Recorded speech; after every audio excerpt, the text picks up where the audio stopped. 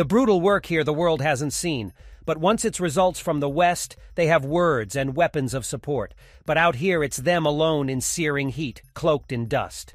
In the southern counteroffensive, near or heave, Ukraine has the initiative put real, yet they have to shoot their way forwards. Round by round, the Russians are just past the building on the horizon. We're the first journalists to reach this part of Ukraine's counteroffensive, push south towards near. The losses from their early assaults evident this a destroyed U.S.-supplied Bradley armored vehicle. The 15th National Guard have lost many friends here, but also gained ground. It has been incredibly tough. But some faces we saw over the past week have brightened Robertson as got closer.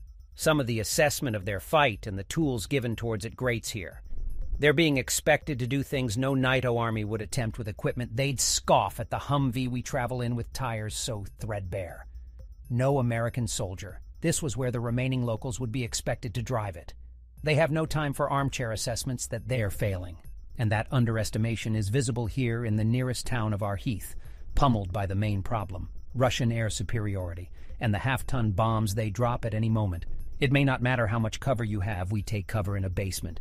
One day, 20 rockets hit in as many minutes.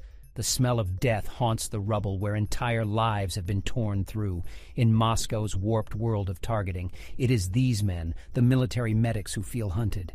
The underground world in which they live is hidden as their last 2 triage points have been bombed. And in the 3 hours a day, they spend above ground. This is what happens. This is rare footage of their frontline rescues with the painkillers. Clearly not enough. Yeah.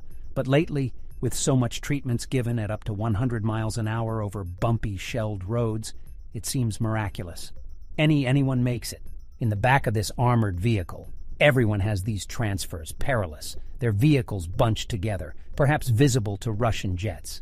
Sometimes they don't all come back.